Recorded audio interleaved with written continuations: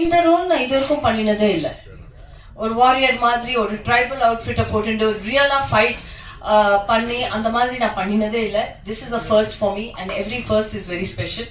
இந்த ரோல்ல என்ன இந்த மேக்கர்ஸ் கன்சீவ் பண்ணியிருக்காங்க, டைரக்டர் என்ன இதெல்லாம் இமேஜின் பண்ணியிருக்காங்க, ப்ரொடியூசர் என்ன எக்ஸெப்ட் பண்ணியிருக்காங்க, ஆல் த கிரியேட்டிவ் யாரெல்லாம் இதை டிசைட் பண்ணாங்களோ இந்த ரோல்ல அவங்க என்ன இமேஜின் பண்ணியிருக்காங்கன்னா அது பெரிய விஷயம்.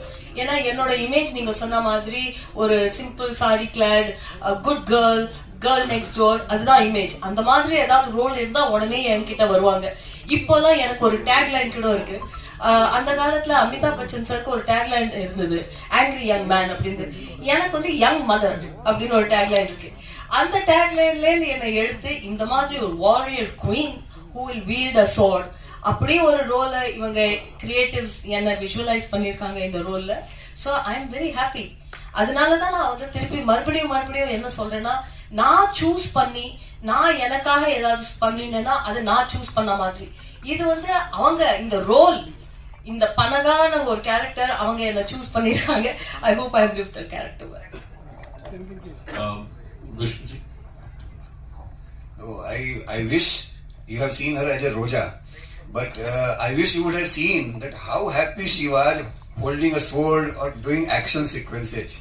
A child, you can never see a child as much as happy she was doing all this. She enjoyed her character, and when it is raining, it's dancing in rain. It was amazing moments with Madhuji. Thank you. I want to say, actually நீங்க யாரோ கேட்டீங்க நியூசிலாந்துல experience என்ன இருந்தது. That was the most beautiful. நான் sky diving கூட பண்ணேன். And usually அந்த மாதிரி எக்ஸ்பீரியன்ஸ் பண்ண போனா ப்ரொடக்ஷன் கிட்ட ஏதோ பெர்மிஷன் வாங்கணும் அப்படின்னு ஏதோ ரூல் இருக்கும். ஏன்னா இட்ஸ் ரிஸ்கி திங் இல்லையா. So they don't allow. ஒருத்தருக்குமே சொல்லாம ஒரு ஆஃப் டேல போய் ஸ்கை டைவிங்கும் பண்ணிட்டு வந்தேன். So, you know, and I danced in the rain, I climbed the mountains, I walked through the cherry blossoms in New Zealand, and the New Zealand experience was very beautiful. I felt like a child.